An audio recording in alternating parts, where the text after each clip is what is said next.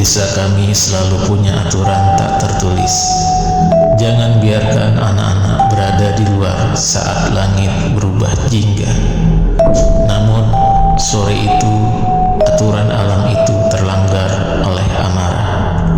Keponakanku, seorang anak lelaki yang baru duduk di bangku SD, lari meninggalkan rumah dengan sisa tangis di pipinya setelah dimarahi habis-habisan oleh ayahnya. Ia berlari menembus remang-remang tepat saat azan maghrib mulai menggema, membelah kesunyian desa yang lembab. 1 jam berlalu, kegelapan maghrib berganti menjadi kepekatan malam yang sesungguhnya. Keponakanku belum juga kembali. Kepanikan mulai menjalar setiap rumah. Ayahnya, ibunya, dan aku sendiri mulai merasa ada yang tidak beres. Kami mengumpulkan tetangga, membawa senter, dan mulai menyisir setiap jengkal tanah. Suasana desa yang biasanya akrab mendadak berubah menjadi asing dan mengancam. Pepohonan besar di pinggir jalan seolah tumbuh lebih tinggi, dan bayang-bayang yang tercipta dari sorot senter tampak seperti tangan-tangan hitam yang mencoba meraih kami. "Cari di kebun belakang," teriak salah satu tetangga. "Coba cek sumur tua," timpal yang lain. Aku sendiri memilih menyisir area di samping rumah tetangga kami. Sebuah lorong sempit yang terjepit di antara dinding batu tua yang tinggi.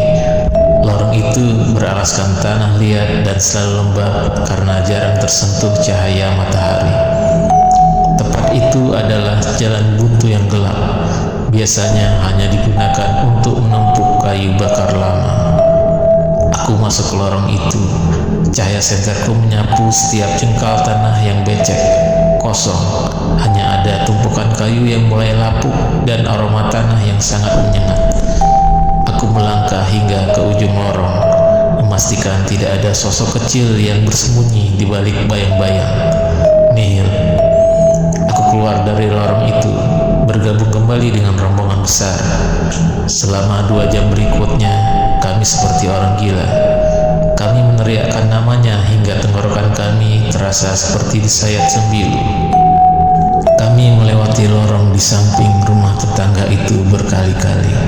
Bahkan ibunya sempat duduk bersimpuh di mulut lorong tersebut sambil menangis histeris. Namun ia pun tidak melihat apa-apa di sana selain kegelapan. Memasuki pukul 10 malam, suasana berubah menjadi sunyi yang mematikan. Angin malam berhenti berhembus. Di tengah keheningan itu, kakiku kembali terseret menuju lorong sempit itu untuk yang kesekian kalinya.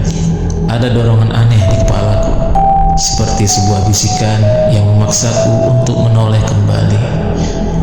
Aku menyalakan senter. Sorot lampunya membelah udara yang terasa berat, dan jantungku hampir berhenti berdetak saat melihat apa yang ada di depan sana. Tepat di tengah lorong yang tadinya kosong melompong, keponakanku sedang duduk jongkok. Ia tidak bersembunyi di balik kayu. Ia berada tepat di tengah-tengah jalan. Posisi yang mustahil terlewatkan oleh sorot senter puluhan orang selama 3 jam terakhir. Ia menunduk.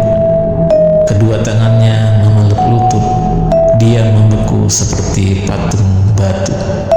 "Ya Allah, kamu dari mana saja?" teriakku. Suaranya pecah karena kaget bercampur lega yang luar biasa. Mendengar suaraku, orang-orang berlarian datang. Lorong sempit itu mendadak penuh sesak. Ibunya langsung memeluknya. Namun anak itu terasa sangat dingin, sedingin es yang baru keluar dari lemari pembeku. "Kamu kemana saja?" "Om sudah 5 kali lewat sini. Senter Om menyapu seluruh tempat ini, tapi kamu tidak ada," tanyaku dengan napas yang memburu. Anak itu mendongak perlahan. Matanya tidak menunjukkan rasa takut atau bersalah, melainkan kebingungan yang murni. "Dari tadi aku duduk di sini, Om." jawabnya dengan suara datar tanpa intonasi. Aku dengar Om panggil-panggil namaku. Aku lihat Om lewat di depanku bawa lampu besar. Aku lihat ibu duduk nangis di situ. Lalu kenapa kamu tidak menjawab? Kenapa kamu tidak panggil kami? Tanya ayahnya dengan suara gemetar. Aku sudah teriak ya, bisiknya pelan, membuat bulu kuduk semua orang yang hadir berdiri kaku. Aku sudah berdiri, aku lari mengejar Om. Aku pukul-pukul punggung Om, tapi Om nggak nengok. Om terus jalan lewat di depanku, seolah-olah aku ini angin. Seketika lorong itu menjadi sunyi senyap. Kami semua saling berpandangan dengan wajah pucat pasi. Kami sadar selama 3 jam tadi keponakanku tidak pergi kemana-mana. Ia ada di sana, tepat di depan mata kami. Namun ia berada di bawah tirai yang tak kasat mata. Ia bisa melihat dan mendengar dunia kami.